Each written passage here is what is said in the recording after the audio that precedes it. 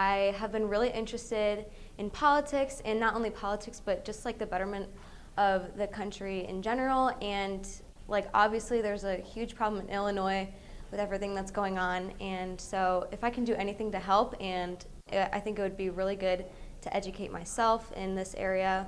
We have one bill on our agenda, Senate Bill 4742. We have two. We're here at Huntley City Hall conducting the second session of our Youth Advisory Council. We're actually working on a piece of legislation that these students all agreed on last fall to actually write a bill, dissect it, lobby it.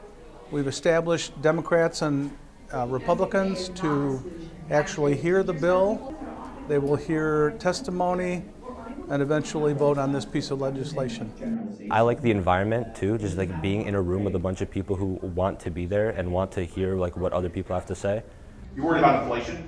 A little bit, yeah. Okay. Well, inflation's a new phenomenon that we haven't really One speaker went around with the microphone just literally asking us questions about like what we think our problems are, what scares us about our future, and that like was like really exciting for me, because usually people don't want to like hear student voices because you're just kids, you don't like really know much about the world.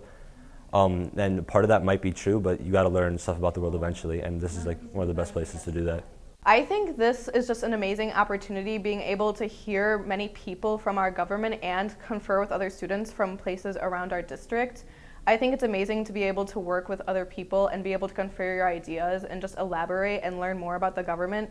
I would definitely recommend all students to take place in a YAC, especially if you're interested in government or history or politics or any of that stuff, just because you're gonna meet people, you're gonna make connections with all different kinds of people, as well as working with other kids your age who have similar interests where you're able to meet new people. Like I remember when I did the November YAC, I've stayed in touch with all the people I've met through then and just made some really good friends out of it who have similar interests as me. It really has been a great opportunity to listen and learn a lot.